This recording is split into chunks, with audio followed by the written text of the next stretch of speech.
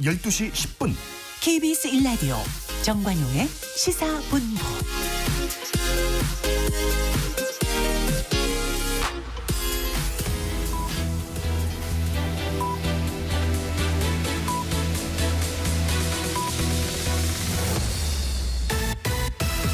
직진 본능 직설하고 고고고 뒤돌아보지 않습니다. 정관용의 시사본부. 말 돌리지 않습니다. 할 말은 합니다. 직진 본능 직설하고 공론센터의 장성철 소장, 뉴스톱의 김준일 수석 에디터 두 분 오늘도 나오셨습니다. 어서 오십시오. 안녕하세요. 네, 장 소장 이번 네. 한 주 정치권 이슈들 어떤 게 떠오릅니까? 양인 신당론이 있습니다. 이준석, 이낙연 신당론 화제였었고요. 안녕 국민의힘 혁신위원회 그리고 격가지로 윤석열 대통령과 재벌 총수들의 부산 떡볶이. 먹방. 예, 그게 좀 화제였습니다. 예. 김준일 에디터 추가할 게 있어요? 예, 여기에 뭐 굳이 추가를 하자면은 민주당에서 최근에 이제 중앙위원회 열어가지고 당원 바꾼 거? 예, 당 전당대회 규정하고 총선 하위 10% 더 이제 벌점 주는 거 이런 거 바꾼 거 얘기가 있고 관심이 별로 없으실 수도 있을 것 같은데 류호정 의원이 네. 새로운 선택이라는데 이제 금태섭, 유호정. 이게 사실은 굉장히 미묘한 부분들이 있어요. 그러니까 정의당한테도 영향을 주고 제3지대한테도 영향을 주는데 요 얘기는 뒷부분에 조금 짧게 얘기를 좀 해보면 좋을 것 같아요. 그러죠. 예. 이 이낙연 신당 뭐 얘기하려면 지금 민주당의 그 당원 개정부터 언급하고 넘어가는 게 좋을 것 같은데 네, 그러니까 이게 당의 대표나 최고위원을 뽑는 그런 경선의 경우 이거 이제 총선 후보자 경선은 아닌 거예요. 예. 대표나 최고위원 후보를 뽑는 경선에서 대의원이 그 동안에는 그 책임 그 권리당원의 60배였는데 이거를 20배로 낮추자 해서 통과시킨 거 아닙니까? 예. 이게 어떤 의미라고요? 그러니까 요 부분을 보시면 될 것 같아요. 어쨌든 지금 직접 투표를 하는 거는 대의원하고 이제 권리당원이거든요. 요거를 70% 묶어두고 요거를 가지고 그 내부에서 조정을 하자라는 거고 여론조사를 하는 게 30%인데 여기에 국민한테 여론조사 그리고 일반 당원한테 여론조사가 있어요. 그러니까 지난번에 이재명 대표가 될 때를 기준으로 하면은 권리당원이 40. 그리고 대의원이 30, 그리고 일반 국민 여론조사 25, 그리고 일반 당원 여론조사 5 이렇게 돼 있었거든요. 예. 그러니까 이제 30대 70이라는 투표하고 여론조사 큰 틀은 안 바뀌는데 이게 지금 그때 이제 권리당원이 40이었고 대의원이 30이었는데 요게 표가 20대 1 정도로 그러니까 그 대의원이 훨씬 작으니까 그러니까 이제 높았다라는 건데 이거를 만약에 지금의 20대 1로 바꾸려면은요 어느 정도 제가 계산을 해보니까 60대 10 정도가 돼요. 권리당원 60, 대의원 10 정도 되면은 요게 20대 1 정도로 이제 조정이 됩니다. 예. 그러니까 한마디로 얘기를 하면 이제 권리당원의 힘이 매우 강해진다. 뭐 요 정도로 보면 될 것 같아요. 네. 그래서 요거는 좀 정치학계에서도 논쟁적인 부분이 있습니다. 왜냐하면은 이제 최근에 이제 어떤 미디어의 발달 그리고 직접 투표 기술의 발달 이런 걸로 인해서 다른 나라에서도 직접 투표를 하는 이런 트렌드가 있는데 사실은 이게 대의민주주의가 오히려 민주주의 원칙에 좀 더 부합한다라고 주장하시는 정치학자들도 많아요. 예. 그렇기 때문에 요거에 대해서는 논쟁 부분이 있고 저는 바꿀 수도 있다라고 보는데 그러니까 소위 말해서 개딸민주주의 개딸 파시즘 이런 얘기까지 나오면은 요거를 권리당원의 표를 강화를 함과 동시에 그거의 부작용에 대해서도 뭔가 조항을 만들어서 같이 했다라면은 이 정도로 논란이 되지는 않았을 것 같다라는 그런 생각이 들어요. 결과적으로 보면은 친명계가 당을 계속 조금 장악하겠다 이런 얘기들이 조금 이제 설득력이 더 있게 이제 들리는 그렇죠. 민주당 지도부에 또 하나는 홍영표 의원이 그날 얘기를 했는데. 김은경역 신유의 1호 혁신안은 불체포 특권 포기였습니다.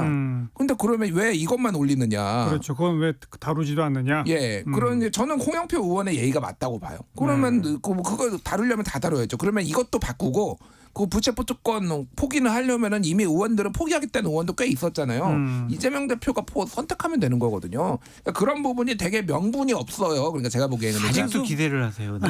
그러니까 어쨌든 그래서 제가 말씀드린 건 이게 분당의 가속화의 어떤 명분이 계속 축적되고 그러니까요. 있다. 이렇게 보는 게 맞을 것 같습니다. 그래서 이제 예. 이 얘기를 먼저 하자고 했던 거니까 비명계 쪽에서는 아무튼 이거야말로 친명 사당화를 강화시키는 거 아니냐라고 비판을 하는데 친명계에서는 이건 뭐 내년 공천에도 영향이 없고 다음번 당대표 최고위원 뽑는 문제인데 그거는 친명하고 무슨 상관이냐 이렇게 반발을 하고 있지만 어쨌든 지금 이른바 이 핵심 당원층에 이른바 개딸들이 많이 새로 가입한 상태라서 그쪽에 힘을 세게 한 것은 뭐 부정할 수 없는 현실이고 이래서 비명계들은 더 사당하라는 목소리가 커지고 이런 거잖아요. 개딸이 원하는 대로 개정이 됐죠. 그런데 대의원 한 표, 일반 당원 한 표, 권리당원 한 표. 이게 민주주의 사회에서 맞는 게 아닌가라는 저는 생각이 들거든요.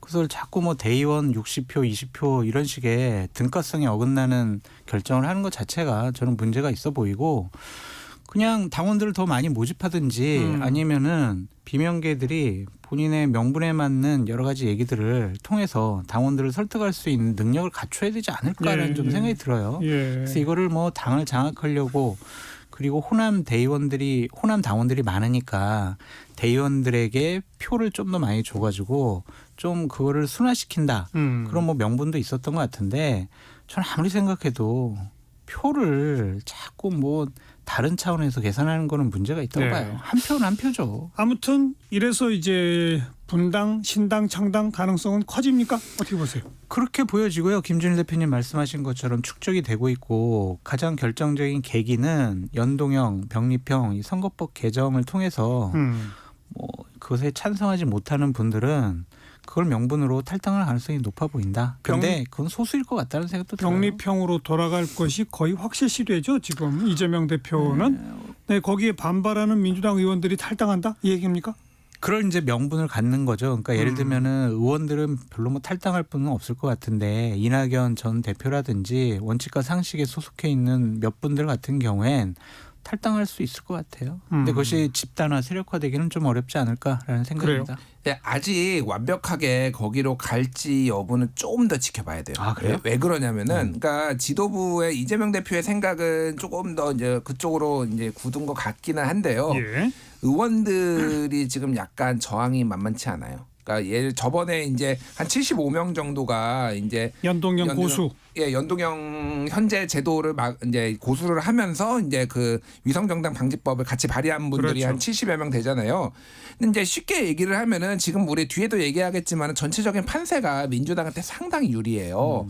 근데 그 의원 개개인의 입장에서 보면은 비례대표가 뭐 더 들어오든 말든 나하고는 상관이 없는 얘기예요. 근데 이게 만약에 지금은 이게 소위 말해서 이제 국민의힘 심판론, 윤석열 정부 심판론이 이제 프레임이 굉장히 공고하게 짜져 있는데 이재명 대표가 이거를 회귀를 하는 순간 여기에 그 프레임에 균열이 생겨요. 그러면서 지역구에 나오는 사람들이 상당히 손해를 볼 수도 있습니다. 사실은.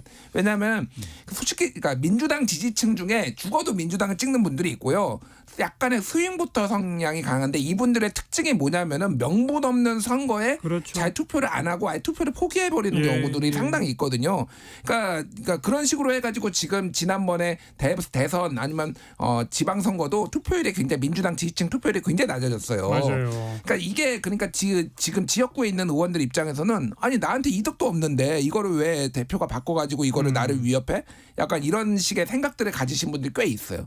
그러니까 그런 게 하나가 있고 또 하나는 선거 전략상 뒤에 얘기를 하겠지만은 국민의힘이 위성정당을 만들어야 되는 상황을 만들어 놓는 게 나쁘죠. 우리가 의석을 못 얻어도 이를테면은 뭐 한동훈 장관이 위성정당으로 가서 위성정당을 이끄는 이상한 모양새가 될 수도 있거든요. 그러니까 뭐 그런 것까지 지금 전략적으로 지금 감안을 하고 있다라고 합니다. 그러니까 명분을 계속 갖고서 지역구 선거에서 우세를 점합시다라는 목소리, 이 목소리와 그래도 아무튼 의석에서 우리가 밀리게 되지 않느냐라는 현실론 이 사이에서 아직 결론이 안 났다는 얘기 아닙니까? 아직은 안 났다라고 보면 될 것 같아요. 김준일 대표님이 내기에서 지지 않기 위해서 지금 저런 논리들 얘기하시는 것 같고 이제는 당대표가 그렇게 합리적이거나 통 큰 지도자로서의 결단을 하지 않을 것 같아요. 그냥 계산을 해보니까 병립형으로 가면 내가 원하는 사람 한 20명 정도 비례대표 배지 달아줄 수가 있는데 내가 그걸 왜 포기해?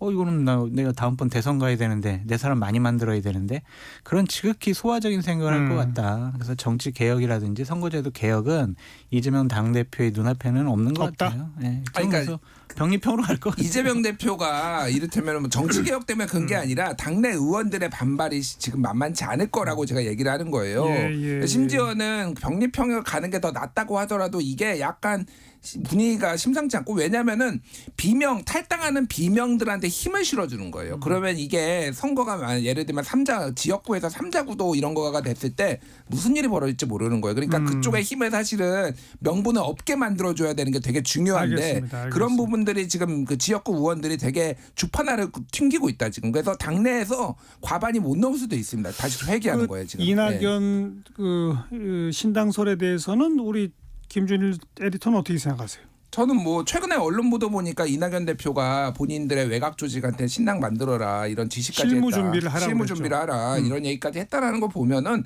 그냥 기정사실인 것 같습니다. 그래요? 그 파괴력에 대해서는 우리가 조금 아직도 너무 변동사항이 많고 사실은 이낙연 신당의 사이즈와 파괴력은 이재명 하기 나름이거든요. 제가 보기엔 그렇습니다.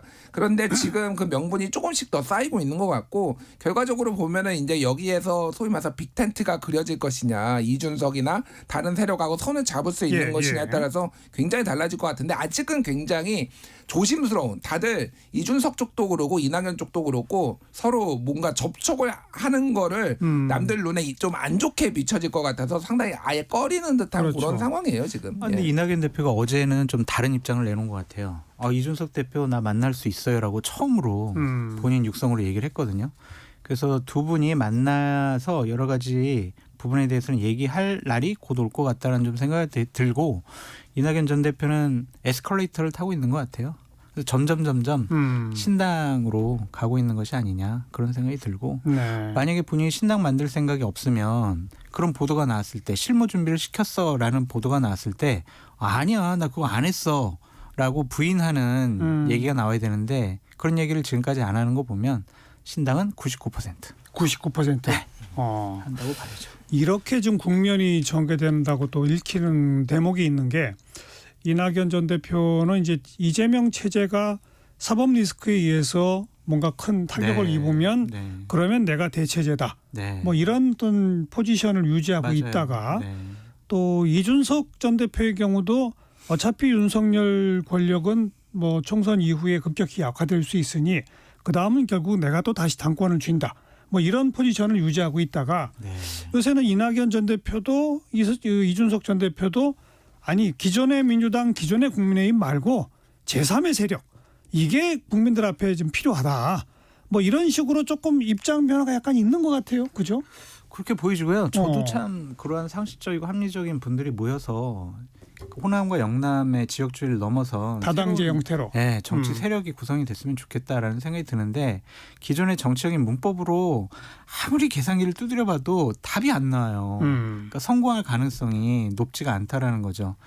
12월 1월 달에 급격하게 정치권이 변동이 많이 될 텐데 그것을 이준석 대표 혼자만도 못 드러내고 이낙연 혼자 못 드러내요.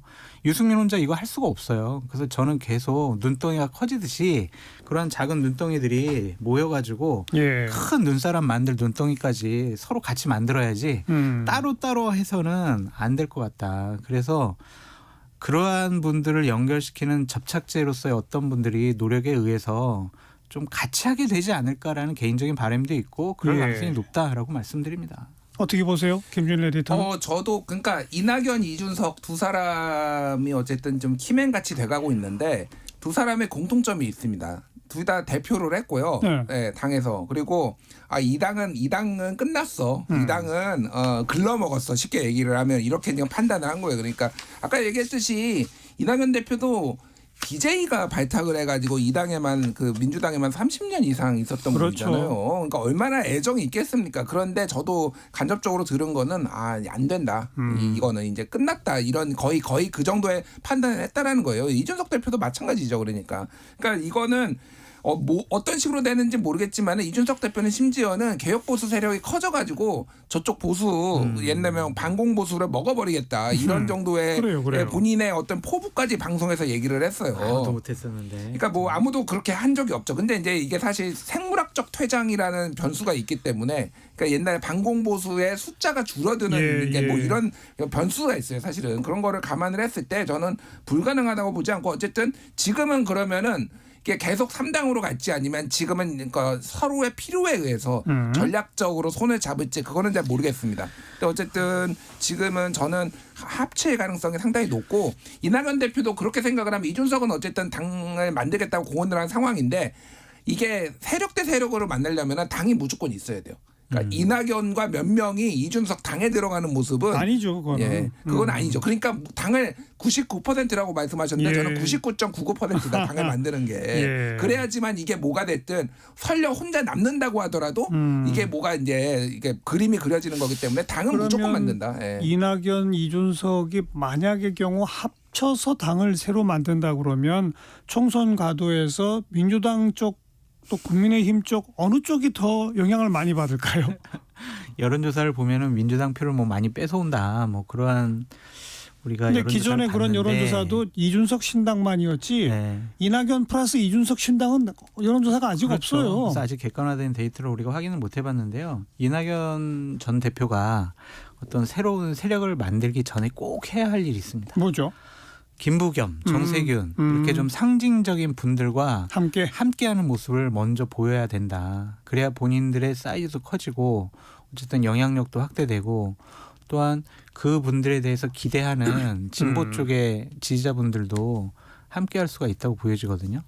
그래서 어쨌든 말씀드리지만 혼자서는 안 돼요. 자꾸 사람과 세력을 붙여나가야 된다. 그렇게 말씀드립니다. 이낙연, 김부겸, 정세균 합치고 거기다 이준석이 가면 민주당이 더 긴장해야 되겠는데요. 민주당이 아마 정당 지지율에서는 손해를 더 볼 건데요. 그러니까요. 문제는 이제 이게 지역구 소선거구제에서 지역구면은 경쟁력이 있는 후보가 얼마나 이제 기존의 당에서 탈당해서 이쪽으로 오느냐 아니면 새로 발굴해서 이제 있느냐인데. 그러니까 현역 의원들이 사실 몇 년 동안 4년 동안 밭을 읽어놓은 그 지역구에서 이거를 뚫어낸다라는 게 굉장히 어려워요. 소선거구제에서. 그래서 그럼요.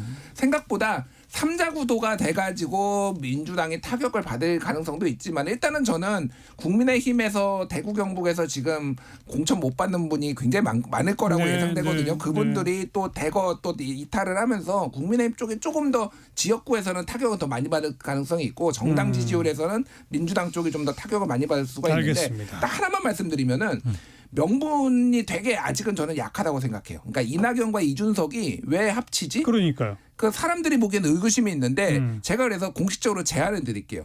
개헌을 좀 고리로 해라. 그러니까 지금의 권력 구조는 안 된다. 그래서 대선 결선 투표제. 왜 결선 투표제가 어떤 의미가 있냐면은 그러니까 의회 다당제는 의회 연합 정치라면은 결선 투표제는 대통령과 나머지 세력들의 그 연합 정치 그러니까 지금은 쓸데없는 단일화 논쟁으로 막 2달씩 보냈는데 그러니까 결선 투표는 이 정책 받아주면은 너 지지할 수 있어 이렇게 해가지고 연합 정치가 가능하거든요. 이게 사실은 굉장히 중요한 문제니까 저는 이걸 고리로 뭉칠 가능성이 있다. 알겠습니다. 예, 제가 공식 제안 드린 겁니다. 이거. 이준석 신당 얘기는 꽤 오래전부터 계속 나왔지만 갑작스럽게 이낙연 신당설이 가세하면서 정계 개편의 가능성은 점점 커지고 있는 그런 아주 급박한 일주일이었다. 사이즈가 커지고 있습니다. 이렇게 말할 수 있을 것 같아요. 1시 36분 막 지났습니다. 잠깐 교통정보 전해드립니다. 이현 씨. 네, 평소 휴일과 비교해서 이동량은 적은 편입니다. 문제는 돌발 상황인데요. 대구 부산고속도로 대구 쪽입니다. 삼랑진 터널 입구에서 사고 처리하고 있습니다. 낙동대교부터 많이 밀리고 있습니다. 영동고속도로 인천 쪽 살펴보고 있는데요. 인천 쪽으로 봉평터널에서 둔내 터널 쪽으로 정체입니다. 또 새마을 부근에서 원주 쪽으로 천천히 가고 있습니다. 이후로는 쭉 수월하다가 양지 부근에서 정체고요. 군포에서 반월터널 쪽으로 다시 막히는데요. 반월터널 부근의 사고는 정리됐습니다. 경부고속도로 서울 쪽으로 옥산 분기점에서 목천 쪽으로 밀려가고 있습니다. 또 수원 부근에서 주춤하다가 다시 판교 부근에서 정체를 만나게 되는데요. 5차로에서 사고 처리하고 있습니다. 논산 천안고속도로 천안 쪽으로는 정안 일대 지나기 답답하실 텐데요. 정안 휴게소 부근에서는 사고도 발생했으니까요. 안전하게 이동하시기 바랍니다. KBS 교통정보센터였습니다.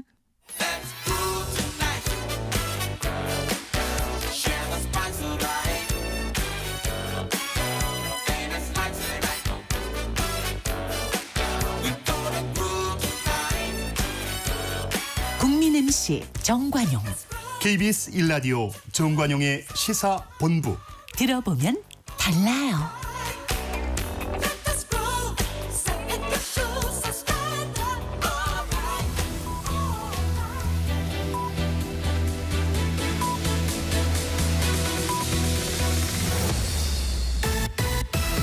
직진 본능, 직설하고 고고고. 뒤돌아보지 않습니다. 정관용의 시사본부. 매주 일요일 2부 직진본능 직설하고 공론센터의 장성철 소장, 뉴스톱의 김준일 수석 에디터 두 분과 함께하고 있습니다.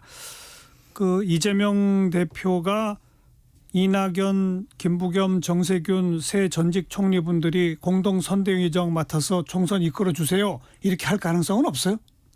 그런 통 큰 정치를 하려고 했으면 네. 진짜 했겠죠. 아니 그러니까 지금 남은 시간에 그럴 가능성이 전혀 없다. 없어 보여요. 왜냐하면은 정권 견제론이 높고 윤석열 대통령에 대한 부정평가가 높아요. 그냥 민주당은 가만히만 있어도 내년 총선 이길 수 있다라고 생각할 거예요. 근데 기존에 문재인 정부 때 총리했던 세 네. 분이 합치고 뭐 이런 식으로 신당을 만들고 그러면 민주당이 굉장히 위기를 느낄 수 있잖아요. 그렇게 생각 안 하고 그러니까 잘 됐다. 그렇게 신당 만드시지 말고 그냥 네. 옷에서 같이 합시다. 이렇게 할 가능성이 없다고요? 그게 맞는데 이재명 당대표 캐릭터상 네. 지금까지 정치의 행보와 판단과 여러 가지 상황을 결정하는 것을 보면은 이제야말로 저 사람들까지 나가면 민주당은 확실히 나 이재명 당으로 만들 수가 있겠네. 고마워요. 잘 가세요. 이럴 것 같아요. 그래요? 네. 그러니까 왜냐면은 그래서 과반 못하면 어떡하려고요? 그러니까 아까 말씀드렸듯이 과반한다. 대통령에 대한 부정평가 높고 정권 견제론이 높기 때문에 우린 그냥 실수만 하지 않고 적당히 몇 명 괜찮은 사람들 인재 영입을 하게 되면 우리는 그냥 총선 이길 수 있어. 저쪽은 봐봐. 이준석이 보수당 지금 분열시키고 있잖아. 이낙연 신당이 좋아. 있어도 이낙연 신당이 성공할 가능성이 없다라고 생각을 하겠죠. 그래요? 호남이 움직이지 않으면 이낙연 신당이 과연 성공할 수 있을까? 그렇게 생각할 것 같아요. 김준일 에디터는. 이낙연 신당이 독자적으로 성공할 가능성이 저도 높아 보이지는 않아요. 그러니까 지난번에 2016년에 국민의당처럼 이를테면 박지원, 안철수 이렇게 손잡고 사실상의 이제 지역 맹주가 되는 전략이 지금은 조금 어려운 게 그때 지금 호남의 여론을 보면은 이재명 대표에 대한 지지가 상당히 높아요. 그리고 이번 대선은 어찌됐든 반윤 대 친윤이에요. 큰 구도가 이번 총선. 이번 총선은 그러니까 반윤 대 친윤이기 때문에 여기에 이제 반명이냐 친명이냐 요거를 또 세부적으로 가르는 게 기술적으로 상당히 난감합니다. 그래서 제가 아까 전에 얘기를 했던 거는 오히려 정치개혁이란 걸로 큰 틀로 묶어라. 차라리 그게 더 가능성이 있다라고 말씀을 드린 거고 지금 저는 공동선대위원장 이재명 대표가 제안할 것 같아요. 그죠. 예. 왜 그러냐면은 솔직히 좀 거친 표현을 나갈 명분을 뺏어야죠. 나갈 명분 뺏어야 되는 거고요. 공동선대위원장은 사실 바지입니다. 이름만 있고요. 하는 일이 없어요. 그러니까 실제 하는 거는 굳이 따지자면 선대본부장이 훨씬 더 많은 권한과 역할이 있고 공동선대위원장 역대 보면은 그냥 원로들 진짜 안 친 경우가 많아요. 그래서 이거 좀 맡아주십시오 했을 때 그 김부겸 뭐 이런 분들이 되게 애매한 포지션일 거예요. 그러니까 안 맞는다고 하기도 그렇고 그러니까요. 맡아봤자 아무런 실권도 없고 그런 거니까 저는 이재명 대표가 머리를 써서 이거는 제안할 가능성이 높은데 뭐 어떤 이유로 돼서라든 그 두 분은 아마 안 맡으려고 하실 거예요. 제가 보기에는. 네. 아무튼 또 거기서 이제 중요한 그 변수가 바로 연동형을 고수하느냐 병립형으로 돌아가는 걸로 이재명 대표가 결론을 내느냐. 이게 딱 상당히 중요한 변수예요. 그래서 그 결론도 늦춰질 거란 얘기가 많더라고요. 그것도 맞는 말씀이에요. 내년 1월 이후로 늦춰질 가능성도 크다. 이런 얘기가 굉장히 많은데 오리무중인 한국 정치입니다. 하나 더 변수가 있긴 있는 것 같아요. 뭐예요 또? 이재명 당대표가 위증교사 혐의에 대해서 1심에서 유죄 선고. 판결이 나오면 그렇죠. 그것도 이재명 당대표의 정치적인 위상과 민주당의 선거 전략은 그 재판은 빨리 진행될 거라는 얘기가 많죠. 있는데 참 아닌 것 같기도 하고 있는 것 같기도 하고 법관 인사도 있고요. 1월 달에는 법관들이 또 재판도 잘 안 한다고 하고 그래서 어떻게 될지 모르겠는데 그것도 어쨌든 유죄 판결 나면 상당한 큰 변수가 될 것 같아요. 예. 유죄 판결 날지 안 날지는 모르는 거 아닙니까? 이재명 대표로서도 모르는 거잖아요. 모르는 만약에. 건데 저는 판결 자체가 4월 총선 전에 날 가능성은 높지 않다라고 높지 봐요. 않다고 봐요? 그렇죠. 어. 그런데 어쨌든 판결이 나면은 유죄가 날 가능성이 훨씬 높다. 저는 개인적으로 그렇게 봅니다. 네. 왜냐하면은 그 명확하게 녹취가 있어요. 그렇죠. 녹취가 있고 본인이 그거를 이재명 대표 측은 진실을 말해달라라고 얘기한 것뿐이다라고 했지만 이 사람은 나는 위증을 교사 받아 위증을 시켰다고 해가지고 내가 위증을 했다라고 본인이 주장을 하고 있거든요. 그러면 이제 판사가 어느 쪽에 무게가 증언의 무게에 좀 더 힘을 실겠냐라는 거예요. 그러니까 이거는 뭐 무슨 호불호 이런 거를 떠나가지고 이런 거를 다른데 대입해 보면 그냥 답이 나옵니다. 이거는 그거 유죄의 가능성이 훨씬 높죠. 제가 그래서 사실은 총선 끝나고 대선 이후에 이재명의 운명이 어떻게 될지 몰라요. 그 부분도 사실 이제 그건 뭐 대선 주자로서의 이재명의 운명이 어떻게 될지 모르는 그렇죠. 건데. 그러니까 내 사람들 더 많이 국회에다 예. 진출시켜야 된다. 그래서 병립형으로 가야 된다. 그리고 여기 있었던 전직 총리들 다 나가라. 이재명 당 만들겠다. 그럴 욕심이 더 많이 생긴다. 피선거권이 없어질 수도 있습니다. 무슨 일이 벌어질지 몰라요. 그 사법 리스크 때문에라도 당의 외연이 좀 두툼해야 더 도움이 되는 거 아닐까요? 그러니까 그렇게 상식적이고 합리적인 정치를 지금까지 안 해오셨기 때문에 갑자기 우리가 정관용 앵커님 말씀하시는 것처럼 그렇게 결정할까? 그렇게 예측하기는 좀 어려운 것 같아요. 저는. 자, 지켜봅시다. 이제 혁신위원회 얘기해야죠. 뭐 예상했던 대로 그럴 줄 알았다. 소리가 요란할수록 결말은 별거 없더라. 그거 아닙니까? 김진일 에디터. 그러니까 저는 이뇨한 혁신위원장이 마지막에 정치의 험난함을 얘기해줘서 김기현 대표한테 고맙다고 하는데 그러니까 육두문자 빼고 할 말 다 하는구나. 저는 약간 그런 느낌 받았어요. 야 정말 더럽다 이런 생각 하셨을 것 같아요. 그래서 참 그러니까 저는 이뇨한 위원장 굉장히 비판도 많이 하고 뭐 이렇게 좀 잘못하고 있다. 뭐 셀럽처럼 이렇게 하고 있고 뭐 이를테면은 뭐 이준석을 뭐 이제 뭐 비판할 수도 있지만은 이렇게 부모 욕을 하고 뭐 이런 거는 정말 잘못됐다라고 하지만은 안 됐더라고요. 그냥 이뇨한 위원장 같이 이게 명망 있는 분이잖아요. 그런데 이런 분이 이렇게 퇴장을 하는 게 안 됐고 제가 다른 방송에서도 얘기를 했는데 이제 이게 혁신위가 끝났으니까 말씀을 드리면은 인요한 위원장이 혁신위원장 그만두기 전에 방송에서 나오시려고 해서 제가 만났어요. 그래서 한참 얘기를 하다가 이제 명함을 제가 드렸거든요. 그러니까 인요한 혁신위원이 위원장이 다른 분한테 내 명함 좀 가져와봐. 그러는데 야 국민의힘 거는 다 불태워버려. 이렇게 말씀하시고 세브란스 명함을 주셨어요. 진짜로 저한테. 그게 근데 아직 끝나기도 전이었어요. 김기현 대표 만나기도 전이었어요. 이미 그때부터 굉장히 부글부글하는 게 있었다 지금 국민의힘에. 그걸 모릅니까? 근데 너무 웃겨가지고 사실은 그게 그러니까 약간 반 농담처럼 말씀하셨는데 그러니까 이미 조금 너무한다 이런 마음을 좀 가졌던 것 같아요. 너무한 마음도 갖지 마시라. 다 이뇨한 위원장 개인적인 탓이다라고 말씀드릴 수밖에 없어요. 그러니까 저는 혁신위원 처음 임명했을 때 국민의힘에서 가장 혁신적이지 않은 박성중 의원을 현역 의원 그 사람을 유일하게 또 혁신위원으로 임명한 거 보고 혁신할 생각이 없나라고 생각을 했고 대통령에 대해서는 얘기 못해요. 우리 월권이에요. 그런 순간 혁신위는 끝났다. 저 그렇게 생각을 하거든요. 그래서 이뇨한 위원장이 남 탓하지 말고 본인 탓하셔라. 그리고 바람이 있다면 그 서대문에 국민의힘에 또 이뇨한 위원장 같이 지명도와 인지도가 있는 분이 없어요. 그래서 정치를 포기하지 마시고 본인이 안 나가겠다고 벌써 몇 번 얘기했는데 포기하지 마시고 자기도 나가겠다 그러면 뭐가 됩니까 이제? 그러니까 이제 이런 걸 느꼈겠죠. 내가 배지가 없는 상황에서 뭐 혁신하고 개혁하려고 해보니까 안 되겠다. 내가 배지를 꼭 달아야 되겠다.